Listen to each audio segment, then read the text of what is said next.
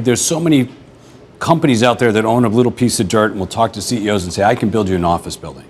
But when I speak to CEOs, I'm not just building them an office building, I'm going to find them a place to live. Right. I'm going to find their employees a place to live. I'm going to find their kids schools, the right houses of worship, the right outdoor time that they can spend with their family, and give them the overall quality of life outside of the four walls of their office that most other people's can't. But what's the biggest draw period outside of is it the commute or is it something? It's a lot of it's the commute. It's the overall quality of life. I lived in Stamford, Connecticut. I worked in New York City. I took the train in every day. You know what it's like. Car home. And that was 2 hours every day of my life that I didn't get to see my kids. If I had those 2 hours back for the 15 years that I lived here, what a difference I could have made in their lives.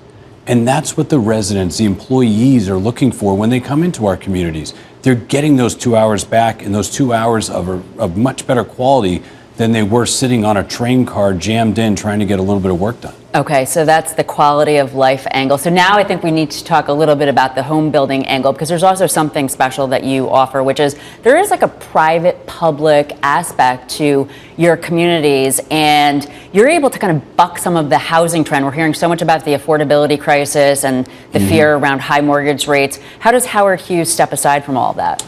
Well, I think there's a couple of different angles there. Within the states that we build in, whether it's Nevada, Texas, or Phoenix, there are municipal bond financing available for land developers that as we put in water, sewer, parks, and other infrastructure, we're eventually repaid through the municipal bond financing structure. That allows us to sell land to home builders at lower prices than we otherwise would, and therefore translates into a lower home price and more affordability.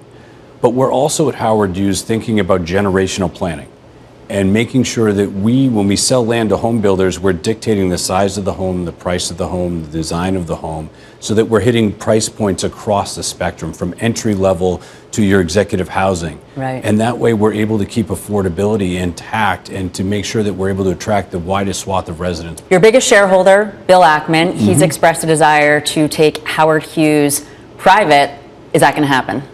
That's a great question, and I can't answer for Bill or Pershing Square. I've read the same filings that you have, and I think that Bill has been a great shareholder. He's been around the company since the day it was formed. He actually created this company out of the bankruptcy of General Growth, has been an incredible chairman for a long period of time, stepped down about a year ago, and is still a large shareholder. Yes, he is. He's the largest at about 37%. Just 63% would make him the overall owner to be able to take it private. He's up 186% since basically creating this company or making it public back in 2010. If it does go private, what is he going to unlock? Oh, I don't know. What value? Well, look, he's had his hand on the steering wheel of the strategy of Howard Hughes since the day it was formed. I imagine. I don't know that it changes any in a private setting. Okay. I think if you ask my opinion, Bill sees what I see in Howard Hughes, which is the opportunity to create generational wealth, to have unique influence over these incredible cities across the country that creates value for decades to come. And as a 37% owner, I'm sure he wants to own more because of that. And that's all within his control at this point. So how often do the two of you speak? Not very often since his filing. How much before the filing? More often. Every day? Is he a lieutenant? And perhaps a couple times a week. Okay. His ability to retain knowledge and details on this business is beyond anything I've seen in anybody else. He's in the weeds and the details. Photographic memory? Maybe. He knows the details, he knows the intricacies of this business, and he's usually intimately involved in the results. If you were to go private, and again, I know you're saying you don't know, how will your day change? Will you be managing Howard Hughes in any sort of a different way? Well, you'd have to ask the owner of the company at that point in time, or the board of directors at that point in time. I woke up this morning, checked my email, still had a job, so here I am. And you're going to do your best. We'll see if that happens tomorrow. And I know based on our conversation off camera, myself, you're an early riser, 4 a.m., but unlike myself, you're able to get by on a little bit less sleep. So you have a long day, you wear a lot of different hats, speaking to the employers, the residents, the home builders, trying to buy land. What's your take on the economy right now? Is there any sort of a soft recession that we've been hearing about coming? Well, I think we're optimistically hoping for that soft recession, but we're still, in my mind, dealing with election uncertainty. Okay. Right. Election uncertainty isn't just about who wins the race. It's about what the real platform is versus a campaign platform, and then whether or not that real platform can get passed through legislature.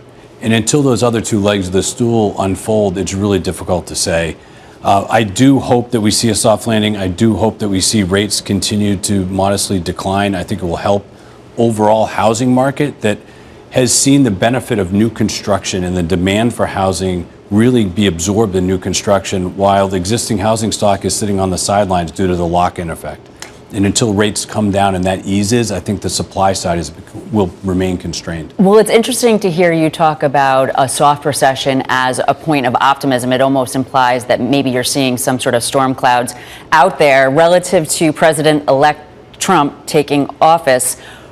Is it going to help? Will his administration, based on everything you know right now, is it going to help Howard Hughes, or is it going to make things more difficult for you? I think both candidates, as they ran and thought about this election cycle, one of the main sticking points in their campaign was housing affordability and accessing that $4 to $5 million unit shortfall of homes that exist out there today. I think that anything that comes productive out of this administration to help address that, we'll be hugely supportive of, and I think will continue to benefit us.